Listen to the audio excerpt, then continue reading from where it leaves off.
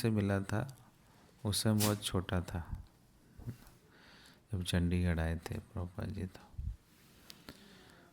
लेकिन हमारे समय में यही हवा थी कि ये विदेशी लोग हैं, ये अमरीकी लोग। उस समय कोल्ड वार चल रहा था यूएसएसआर और यूएसए के बीच में। तो इंडिया जो था वो किसके फेवर में था? यूएसएसआर के फेवर में था, क्योंकि यूएसए पाकिस्तान को फेवर करता था, है ना। उसको सारे आर्म्स वगैरह देता था उस समय में।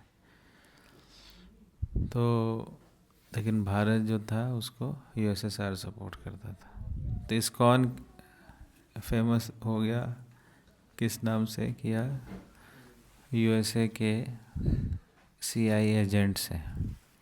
और ये धोती कुर्ता पहन करके हरिनाम कीर्तन दिखा रहे हैं, लेकिन अंदर से ये क्या कर रहे हैं? सारे सब देख रहे हैं, सब कुछ स्पाई कर रहे हैं, और सारा डेटा जो है ये लोग अमेरिकी एजेंसी को सप्लाई कर रहे हैं। तो बहुत ही स्केप्टिकल थे वो लोग, एक्सेप्टेंस नहीं था, लोग उनको शक की दृष्टि से देखते थे। अगर मान लो हम उस समय में रहते और इस तरह से हम किसी घर में रुक नहीं सकते थे, कोई हमें रोकता नहीं है अपने घर पे। ये लोग जो है सब कुछ घर देख के जाएंगे, सारा खबर पहुंचा देंगे। कहाँ पे? अमेरिका। जैसे अभी भी कई लोग जो रूरल बैकग्राउंड में है वो लोग तो यही बोलते हैं ना, ये इस्कॉन जो है वो भारत की संस्था नहीं है। अर्बन एरियाज़ में फिर भी लोग समझते हैं इस्कॉन को, रूरल एरियाज़ में बहुत बुरा हाल है। इस्कॉन के नाम का बहुत खराब प्रोपेगेंडा है, क्योंकि पुरानी छवि बनी हुई है क्या कि ये लोग वो करते हैं, सारा अमेरिकी संस्था है जो हमसे डोनेशन ले रहे हैं, सब कुंभ के नाम पे सब डोनेशन इकट्ठा करके सब भेज देंगे कहाँ पे? अमेरिका में। ये सब उनके जासूस लोग हैं, है कि नहीं? तो ऐसे लोगों के मन में भ्रांतियाँ हैं। तो प्रभुपाद जी के समय में ये बहुत ज़्यादा था, उस टाइम में बहुत ज़्यादा था। तो उसको भी वो फेस कर रहे थे, है ना। एक्सटर्नल चैलेंजेस ये सब थे उस समय में कि इंडियन गवर्नमेंट से, इंडियन सोसाइटी से कोई सपोर्ट नहीं था। लेकिन प्रभुपाद जी ने कभी भी कॉम्प्रोमाइज़ नहीं किया। जो फिलॉसफी है, जो सिद्धांत है, ऐसा नहीं कि उसको थोड़ा सा चेंज कर देते हैं, ये कर देते हैं ताकि लोगों का एक्सेप्टेंस आ जाए। He never compromised. चाहे एक व्यक्ति जुड़े, चाहे दो व्यक्ति जुड़े, ना, लेकिन जुड़े तो अच्छे से जुड़े, ना।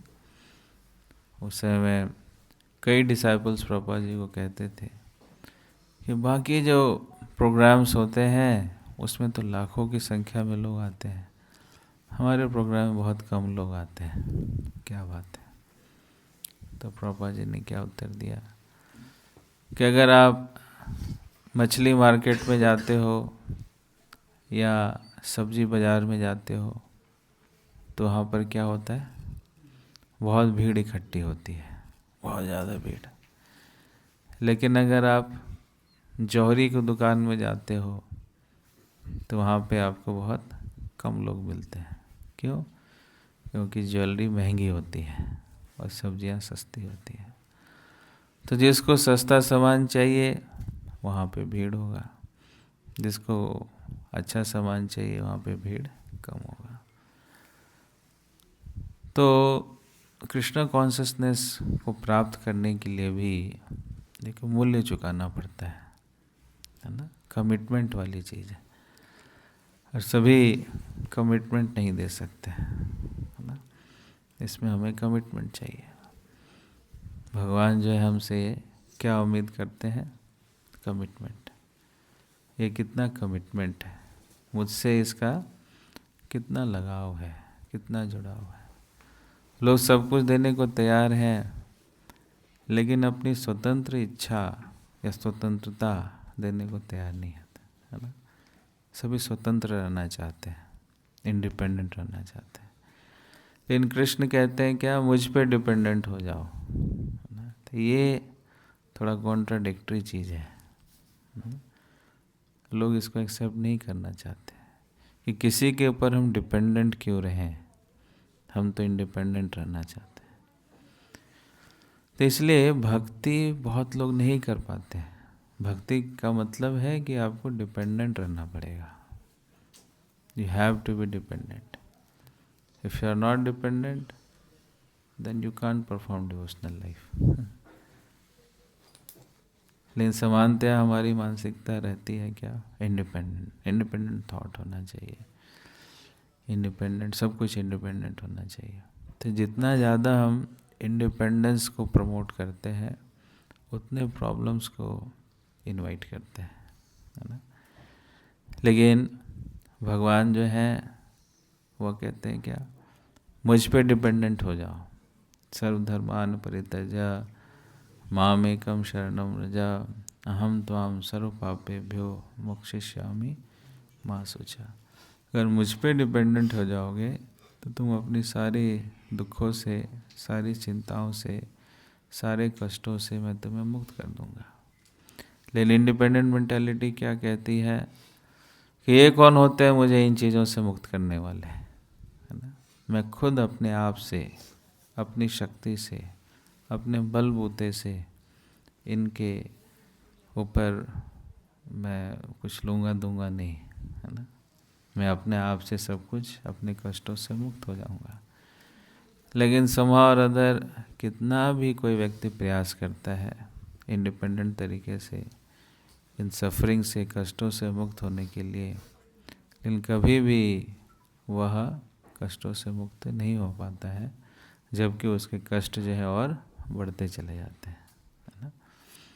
तो कष्टों से मुक्त होने के लिए भगवान पे डिपेंडेंट होना जरूरी है।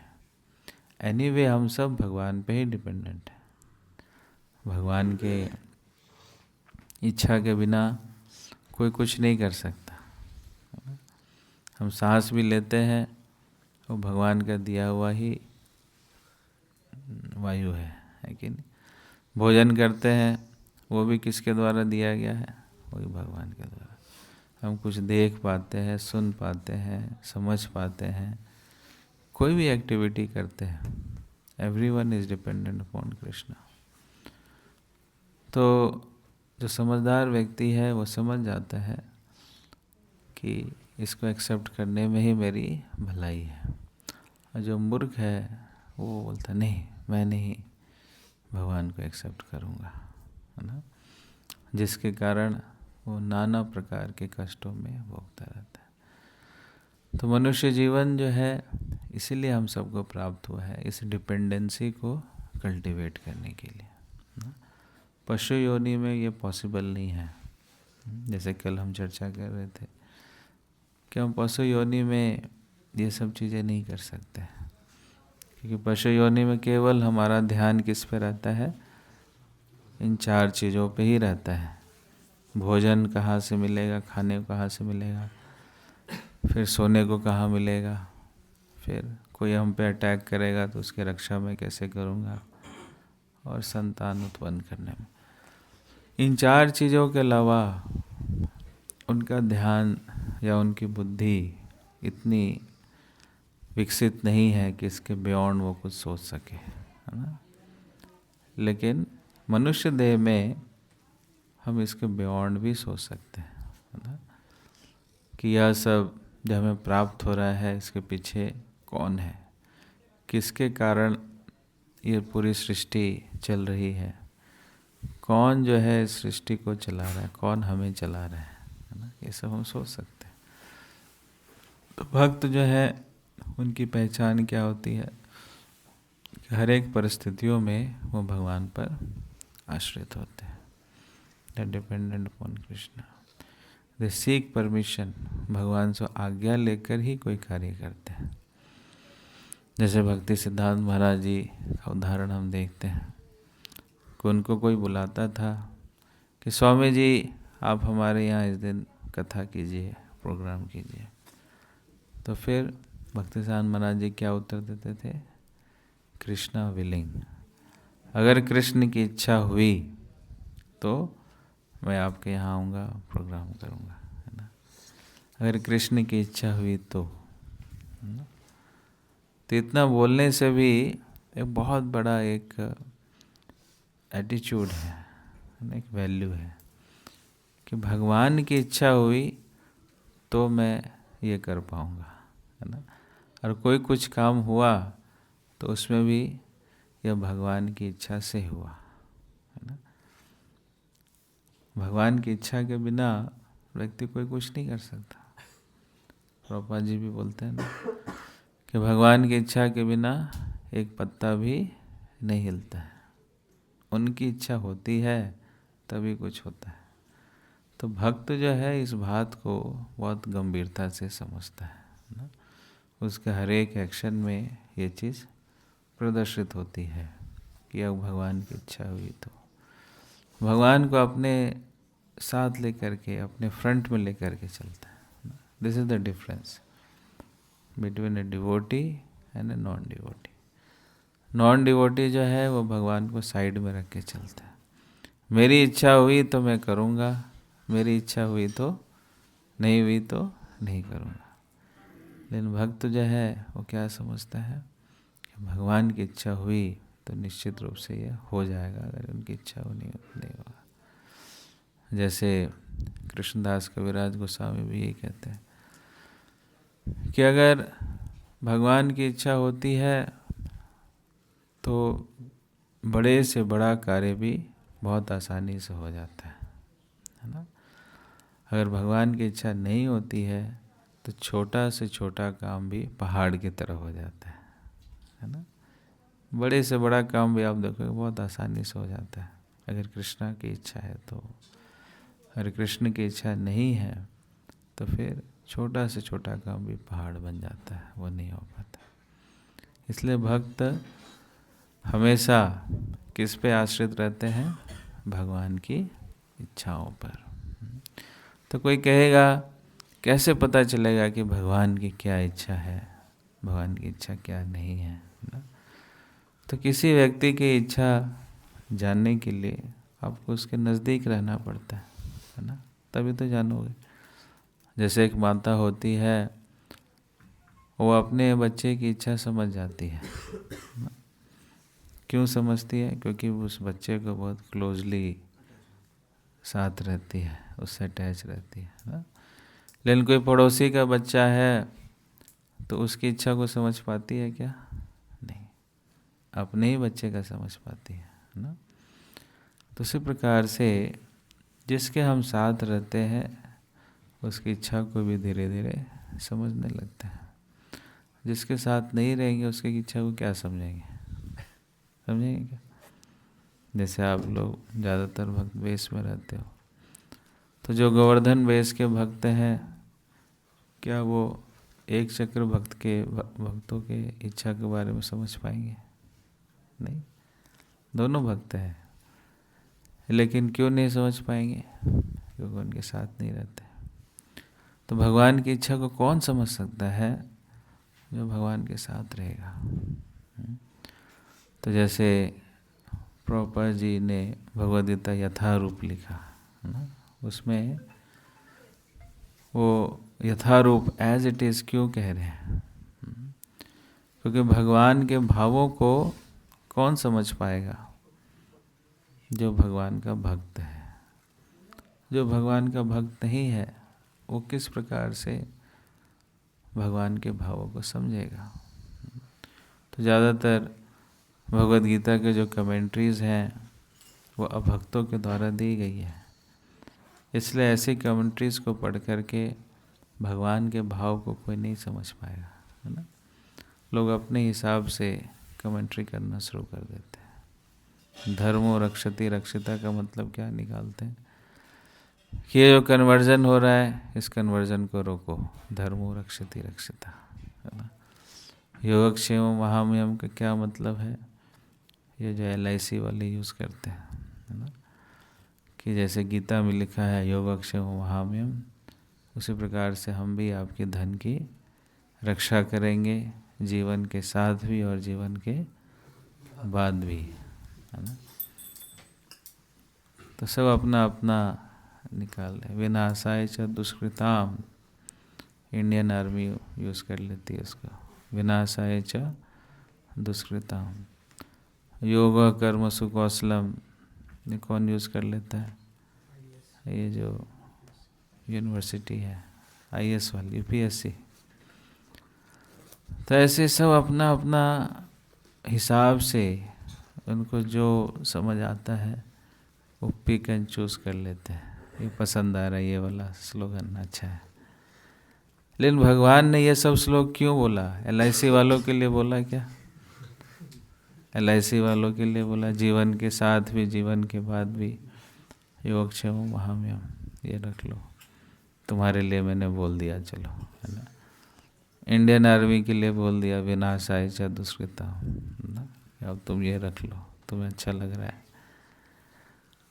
और RSS वालों के लिए बोल दिया धर्मो रक्षति रक्षिता, तुम्हें यह पसंद है, ये रख लो। भगवान ने किस लिए बोला ये सब? उनका भाव क्या है? तो उनके भाव को कौन समझ सकता है? जो उनका भक्त है, जो डिवोटी है। जो भक्त नहीं है वो कैसे उनके भाव को समझेगा? तो भक्त किसको कहते हैं? Who is called a devotee? जो भगवान के साथ रहेगा वही भक्त कहेगा, है कि नहीं? जो शराब के ठेके में बैठा है, जुआ खाने में बैठा हुआ है, वो अपने आप को भक्त बोल सकता है क्या? नहीं। विद्यार्थी किसको बोलोगे? जो विद्या के साथ रहता है, विद्या का अर्थ ही ग्रहण करता है। लेकिन वो दिन भर खेलता कूदता रहता है, इधर उधर घूमता रहता है और बोलेगा कि मैं विद्यार्थी हूँ, तो विद्यार्थी है क्या? नहीं। तो इसी प्रकार से भक्त हम किसको बोलते हैं? जो भगवान के साथ टाइम स्पेंड करता है। जो भगवान के साथ कभी टाइम स्पेंड करेगा नहीं, वो फिर भक्त कैसा, है ना। तो सिर्फ एक दिन मंदिर जाने से या थोड़ी देर तिलक लगाने से कोई भक्त नहीं बन जाता, है ना। ठीक है, that is the beginning, but if someone wants to be called a devotee, then he has to spend time with God. Krishna के साथ उसको समय व्यतीत करना ही पड़ेगा, तभी वो भक्त कहलाएगा। अगर वो कृष्ण के साथ समय स्पेंड नहीं कर रहा तो फिर भक्त कैसा, है ना। वो अपना समय अपनी मन की इच्छाओं के साथ व्यतीत कर रहा है, भौतिक इच्छाओं में उसका मन लगा हुआ है, और वो भक्त कैसा। तो भगवान की इच्छाओं को कौन समझता है? जो भगवान का भक्त है। और भक्त हम किसको कहेंगे? जो भगवान के साथ टाइम स्पेंड करेगा। अब क्वेश्चन आता है, भगवान के साथ टाइम कैसे स्पेंड किया जाए?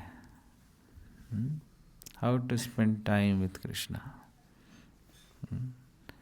तो भगवान की मुख्य रूप से जो श्रवण कीर्तन है, इसके विषय में हम आज चर्चा कर रहे हैं। हरे कृष्णा कृष्णा कृष्णा हरे हरे, हरे राम तो ये जो श्रवण कीर्तन है, basically this is what? This is spending time with Krishna. कि एटलीस्ट जितना समय हम बोलते हैं, जितना समय हम सुनते हैं, उतना समय तो भगवान के साथ रहते हैं। हम कहाँ होते हैं? जहाँ पे हमारा मन होता है ना। तो मन अगर भगवान के साथ है, वो कैसे होगा? मन को क्या चाहिए? कुछ ना कुछ उसको सुनने को चाहिए, कुछ ना कुछ उसको बोलने को चाहिए, है कि नहीं? हमेशा अब देखो, मन कभी चुप रहता है क्या? हम तो चुप हो जाते, लेकिन मन चुप नहीं होता, है ना। जैसे आप रात को सोते भी हो तो उस समय मन क्या चुप रहता है? नहीं, उससे ही मन बोलता रहता है। बोलता है कि नहीं? That time also is active. जब मर जाते हैं, मरने के बाद भी हमारा मन क्या आता है? मन कहीं मरता है क्या? मन कभी नहीं मरता। मन कभी सोता है? मन कभी नहीं सोता। तो क्या मरता है? ये शरीर मर जाता है। और क्या सोता है? ये शरीर सो जाता है, लेकिन मन नहीं सोता। मन इज ऑलवेज एक्टिव। तो इसलिए भगवान टारगेट करते हैं हमारे मन को, हमारे शरीर को नहीं। वो ऐसा नहीं बोलते, हाँ, तन मना भव मद भक्तो, ऐसा बोलते हैं क्या? क्या अपने तन को मुझे अर्पित करो। वो कहते हैं अपने मन को मुझे अर्पित करो। उनको पता है कि तन को अर्पित करना बड़ा आसान है ना? भगवान के आगे लेट जाओ, बस हो गया। वही हुआ ना, मंदिर गया, लेट गए, दंडवत कर दिया, तो बस हो गया, तन समर्पित। तो तन का समर्पण जो है वो भगवान उससे संतुष्ट नहीं होते। भगवान की संतुष्टि किसमें है? जब हमारा मन समर्पित है। इसलिए वो कह रहे हैं मन मना भव मद भक्तो मध्याजी माम नमस्करो, कि अपने मन को मुझे समर्पित करो ना। तो मन बोलता रहता है, कुछ ना कुछ बोलता रहता है। कितनों का मन हमेशा कुछ ना कुछ बोलता रहता है। कोई है जिसका मन ने बोलना बंद कर दिया? मन चुप हो गया, अब कुछ नहीं बोलता मन? कोई है किसी का? मन ने बोलना बंद कर दिया? कोई है ऐसा? तो कभी चुप नहीं होगा, वो बोलता रहेगा। तो मन जब भगवान के बारे में बोलना शुरू कर दो, तब समझना है कि अब यह भक्त बन गया है ना। जब तक मन जो है हमारे विषय में ही सोचता रहेगा, अपनी इच्छाओं के विषय में सोचता रहेगा, तब तक क्या समझना है कि मन अभी भक्त नहीं बना। तो भगवान के भावों को समझने के लिए, उनकी इच्छाओं को समझने के लिए इस मन का भगवान के विषय में श्रवण कीर्तन करना आवश्यक है। इसलिए कहते हैं ना, मन लगा करके भक्ति करो, बोलते हैं ना। कहीं सुना ना, तन लगा के भक्ति करो, सभी बोलता है क्या? मन लगा कर। कोई भी ऐसे भौतिक जगत में हम देखते हैं कि बोलता मन लगा कर काम करो, है ना। मन लगा करके पढ़ाई करो, मन लगा करके खेलो। ऐसे भक्त लोग तो मन लगा के सेवा करो, मन का मन लगा करके जप करो, मन लगा करके रीडिंग करो, ऐसे बोलते हैं ना। मन लगा के डिस्ट्रीब्यूशन करो। तो मन ये इम्पोर्टेंट है ना। तन तो मन को फॉलो करेगा, कि जहाँ हमारा मन है वहीं पे तन पहुँच जाता है। तो श्रवण कीर्तन कैसे करना है? मन से करना है। मन से मतलब पूरा हृदय के साथ भगवान का श्रवण कीर्तन हम करते हैं, तब जा कर के कष्टों से मुक्त होते हैं, है ना। अगर मन लगा कर के श्रवण कीर्तन नहीं करेंगे तो इन जो कष्ट हैं, जो त्रिताप हैं, उन त्रितापों से मुक्त होना बहुत मुश्किल है। जो भय है, वो भय भी कैसे समाप्त होगा? जब हमारा मन श्रवण कीर्तन में लगेगा। अगर मन श्रवण कीर्तन में नहीं लगा तो फिर भय से वो कभी मुक्त नहीं हो सकता है, न कभी कष्टों से मुक्त हो सकता है। तो अगर भय लग रहा है, कष्ट की अनुभूति हो रही है, फिर क्या इसका मतलब है कि मन से भक्ति करने में हम असक्षम हैं। फिर कोई कह सकता है मेरा मन तो लगता नहीं प्रभु जी, है ना। मैंने बहुत प्रयास किया, क्या लगाने का? मन लगाने का, लेकिन मन तो टिकता ही नहीं है कि नहीं? भाग जाता है, उसको कितना ही बोलो कि थोड़ा ध्यान पूर्वक जप करो, लेकिन मन की इच्छा क्या होती है? मन की इच्छा क्या होती है? मत करो। रिबेल करता है, उसको कोई अच्छी चीज़ बताओ तो उससे वो अगेंस्ट जाता है, उसको रिबेल करता है, विद्रोही स्वभाव का है। क्या करे ना? तो फिर कैसे लगाए मन को? जो मन जिद्दी है, चंचलम हि मना कृष्णा परमार्थी बलवद दृढ़म तस्याहम निग्रहम मन्ये वायुरेषु दुष्करम। ऐसा मन जो जिद्दी है, जो बात को नहीं सुनता है, उसको हर एक चीज़ ज़बरदस्ती लगती है, तो क्या करना चाहिए? क्या करना चाहिए? कल की क्लास में बताया, क्या बताया था? मन के साथ थोड़ा सा जोर ज़बरदस्ती भी करना चाहिए, है ना? कि मन को अगर ऐसे छोड़ दे कि ठीक है तुम्हारा जो मन है वो करो, अगर ऐसा बोल के उसको छोड़ देंगे तो मन कहाँ लेकर के चला जाएगा? इसका कोई अंत नहीं है ना? कितना नीचे गिर सकता है इसकी कोई सीमा नहीं है है ना? एंडलेस है, लिमिटलेस है। गिरना भी लिमिटलेस है और उठना भी लिमिटलेस है, दोनों चीज़ें। तो मन को जोर ज़बरदस्ती, जब मन नहीं लगता है तो उसको ज़बरदस्ती लगाना का प्रयास करना चाहिए। फिर जब उसको टेस्ट आना शुरू हो जाएगा, फिर वो क्या कहेगा? बहुत अच्छा किया जो मेरे साथ तुमने ज़बरदस्ती किया, है कि नहीं? जैसे सुबह उठने का मन नहीं होता है, लेकिन हम किसी तरह से जोर ज़बरदस्ती करके उठ जाते हैं, है ना? फिर बाद में वही मन क्या बोलता है? अच्छा हुआ जल्दी उठ गए, है ना? सुबह अपनी माला हो गई, है ना? कीर्तन हो गया, मंगला आरती हो गया, है ना? अगर मन के हिसाब से हम सोते रह जाएं तो फिर क्या होगा? फिर बाद में वही मन पछताता भी है ना? कि अच्छा नहीं हुआ मेरे साथ। जोर ज़बरदस्ती करके हम डिस्ट्रीब्यूशन करते हैं, इनिशियली अच्छा नहीं लगता, लेकिन करते रहते हैं तो फिर वो बोलता अच्छा हुआ कि मैंने डिस्ट्रीब्यूशन कर लिया ना।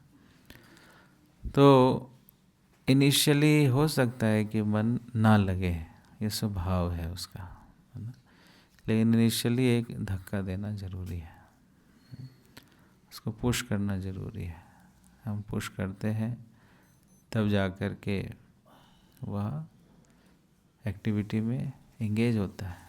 एक्टिविटी में एंगेजमेंट के बाद ही उसको कुछ उसका प्रभाव दिखता है। कि जब तक वो एंगेज नहीं होगा एक्टिविटी में, तब तक उसको पता नहीं चलेगा क्या सही है क्या गलत है ना? तो उसको पुश करके इंगेजमेंट्स में लगाना है, एक्टिविटी में लगाना है ना? जैसे हम देखते हैं परीक्षित महाराज ने एक्टिविटी को किया, श्रवण कीर्तन जब तक हम खाली सुनेंगे उसकी महिमा को, प्रैक्टिकली उसको करेंगे नहीं, तो फिर इसके प्रभावों से वंचित रह जाते हैं ना? जैसे हम कई जगह लोग बोलते हैं ना भक्ति करो भक्ति करो, लेकिन करते नहीं। गीता पढ़ो, गीता पढ़ते नहीं। हरि नाम करो लेकिन करते नहीं। प्रचार करो लेकिन करते नहीं।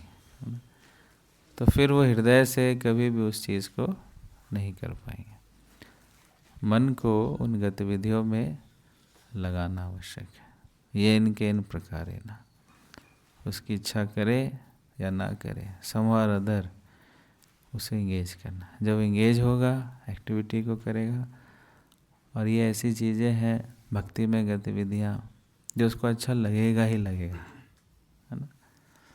जैसे नारद जी ने मृगारी को कहा कि तुम जप करो, उसको अच्छा नहीं लग रहा था, लेकिन नारद जी ने फोर्सफुली उसको कहा तुम्हें जप करना है, जप करो। तो फिर मृगारी ने जप किया, और वही मृगारी फिर भगवान का कितना बड़ा भक्त बन गया। बाद में वह फिर नारद जी को धन्यवाद करने के लिए आया कि आपकी कृपा से मैं जप करने लगा, भक्त बन गया, है ना। जैसे तो वाल्मीकि जी को भी नारद जी ने कहा जप करो, राम नाम का जप करो, तो नहीं कर पा रहा था, उल्टा जप करो, राम राम राम राम राम राम राम, तो क्या बन गया, राम राम राम राम राम। तो देखो कितने बड़े संत बन गए कि नहीं। तो इनिशियली धक्का देना पड़ा कि नहीं देना पड़ा, नारायण जी ने धक्का दिया ना, बहुत तगड़ा धक्का दिया कि वो तो मीट ईटर थे, वो तो सबको मारते थे जानवरों को, उनका प्रोफेशन छुड़वा दिया कि तो आपका प्रोफेशन अच्छा नहीं है, बहुत सिंफुल प्रोफेशन है, इसको छोड़ो। और उनका मन नहीं कर रहा था जप करने का, फिर भी उनको ज़बरदस्ती जप कराया, कीर्तन कराया, तो इससे क्या हुआ कि उनका ही फायदा हुआ। तो एक रेजिस्टेंस निश्चित रूप से होता है, लेकिन उस रेजिस्टेंस को एक प्रॉपर धक्का देने की आवश्यकता है। जैसे गाड़ी शुरू होती है, आप देखोगे तो जो पहला गियर होता है उसमें ज़्यादा एनर्जी लगती है कि नहीं। लेकिन जब दूसरे गियर है, तीसरा गियर, चौथा गियर, फिर वो बहुत तेज़ी से भागता है ना। फर्स्ट गियर में थोड़ी एनर्जी लगती है ना। तो for the beginning it takes time, it takes energy, it takes push, एक बड़ा पुश चाहिए, तब जाकर कोई चीज़ एक्टिव होती है। लेकिन एक बार वो एक्टिवेट हो जाता है, तो एक्टिवेट होने के बाद फिर इजी हो जाता है ना। तो जो सारी समस्या है वो उसको एक्टिवेट करने की है ना। तो अपनी पूरी एनर्जी हमें किस में लगानी है, some other get get gate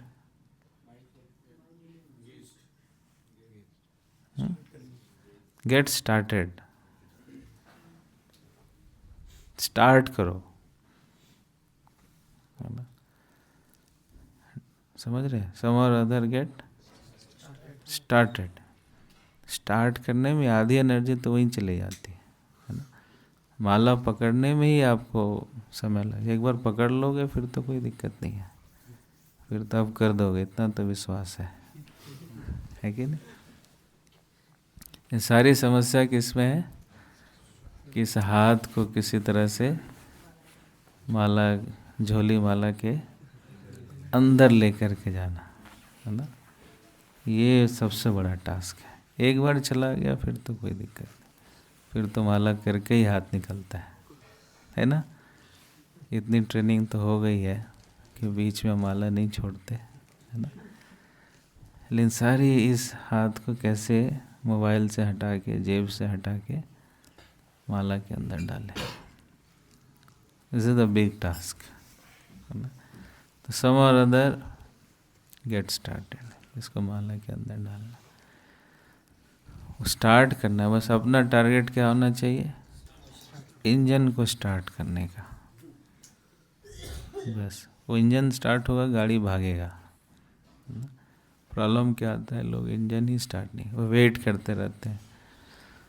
हम करेंगे स्टार्ट, एक दिन करेंगे, एक दिन ऐसा आएगा, है ना, हम होंगे कामयाब एक दिन। वो दिन कौन सा है, 2025 का है, 2026 का है कौन सा वो नहीं पता, लेकिन होपफुल रहते हैं लोग, है ना। सो जो पहला कंसर्न, जो पहला उद्देश्य या पहला ऑब्जेक्टिव क्या होना चाहिए, सम और अदर गेट स्टार्टेड। बस स्टार्ट हो जाएगा फिर कोई दिक्कत नहीं, है ना। तब जा कर के मन जब भक्ति में गतिविधियों में एंगेज रहेगा, तब जा कर के भगवान के शरणागत होगा। भगवान की शरणागति का क्या मतलब, ऐसा नहीं भगवान के आगे हम लेटे हुए हैं, पड़े हुए हैं, झुके हुए हैं, this is not the meaning of शरणागति। शरणागति का क्या मतलब? भगवान की गतिविधियों में लगे रहना, इसको कहते हैं शरणागति। Engaging yourself in the service of Krishna, that is शरणागति। जैसे अर्जुन की शरणागति क्या थी?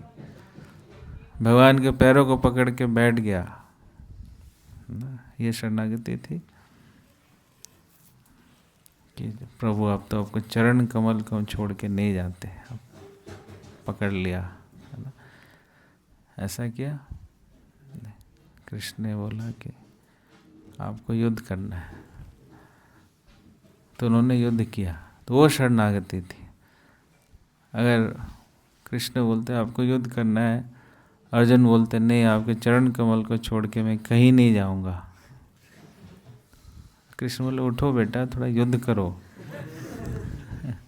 नहीं आपके चरण कमल ही मुझे अच्छे लग रहे हैं, इसी छत्र छाया मुझे बैठना है, थोड़ा गांडीव उठाओ तीर चलाओ, नहीं वो नहीं कर सकता।